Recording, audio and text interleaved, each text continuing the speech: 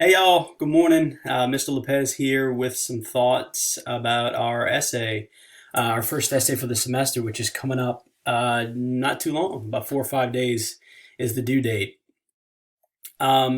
Basically, just some tips and some strategies that have helped students in the past is what I'm going to give you right now.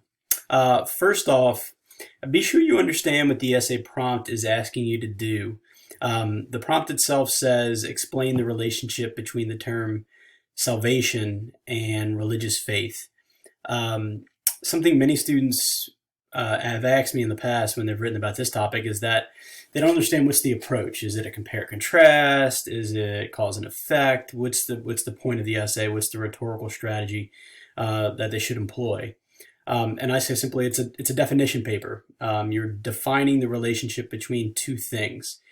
So one comparison students have found useful in the past is if I asked you to define the relationship between a dog and a fence. You wouldn't start off with a compare contrast. You wouldn't say, well, a dog and a fence are quite different. I mean, because that's obvious. It's sort of a silly thing to say. So you don't want to find yourself saying, well, salvation and religious faith are very different things or very similar things. That's not what I'm asking you to do. I'm asking you, what is the relationship between these two? So for the dog and the fence, you would say a dog is blank, four-legged animal, fur, all that stuff. And a fence is this, typically made of wood or wire.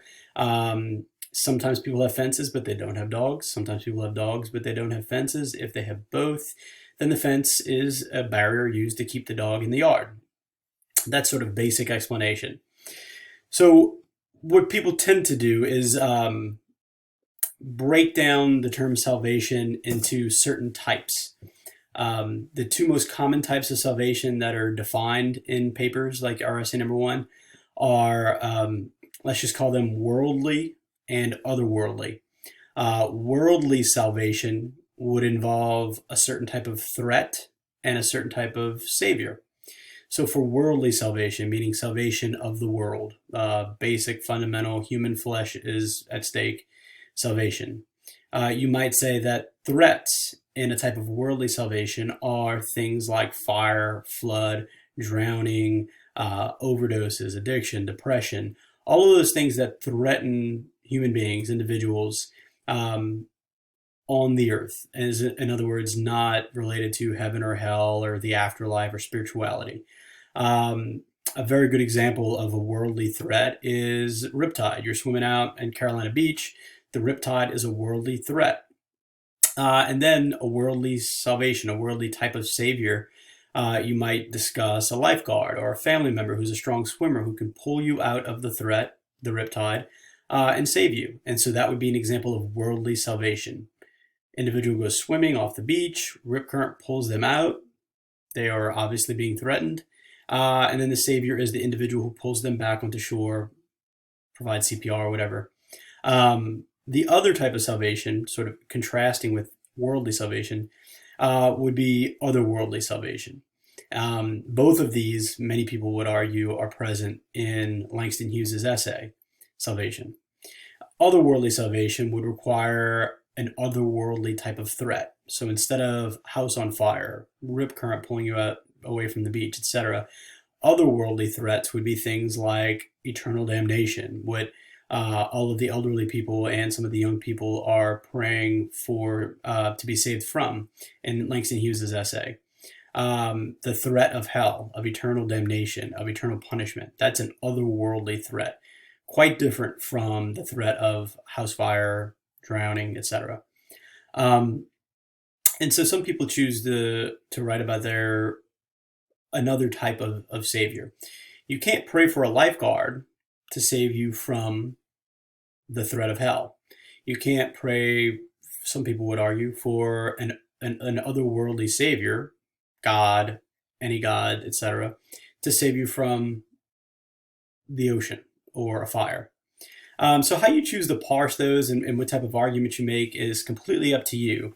But just understand it's not a compare contrast. I'm asking you to explain the relationship between these two things, the term salvation in all of its manifestations, worldly, otherworldly, however you choose to parse those, and religious faith, spirituality. Some people, I'll give you an example of a few different types of essays. Some people choose to argue that there are those two types of salvation: salvation from worldly threats and salvation from otherworldly threats. And they require two very different types of saviors. To be saved from hell, eternal damnation, all the things that are present in Langston Hughes' essay, you need an otherworldly type of savior. Again, some people would argue that the lifeguard cannot save you from hell. However, an otherworldly type of savior, something with supernatural powers, God, the Christian God, any God, a ghost, perhaps the power of superstitions, this is where you might bring meat in, can save you from that otherworldly threat. And then there's the other type. Praying will not pull you out of a rip current, some people argue. But if you're lucky enough to have a lifeguard who's aware and alert and a strong swimmer and knows what to do and how to get you out of there, that will help. So you need a worldly savior for a worldly threat, some people argue, and so you need an otherworldly savior for an otherworldly threat. And then that's sort of the middle lane. Then there's the two poles that people tend to argue. Some people will say that, let's just call this the religious angle for this essay. Some people will argue that there is only an otherworldly savior. And without spirituality, without faith, Mead defines faith in her essay, without faith, then there's no type of salvation. There's no salvation from hell, otherworldly threats, and there's no salvation from worldly threats: addiction, depression, fire, flood, drowning, etc. So some people, the religious angle would be, you need to believe in a higher power, because behind any worldly salvation, behind the lifeguard choosing to jump in and save you, is a higher power. And so that person would basically say that the ultimate savior is the higher power, and how you choose to define that is up to you.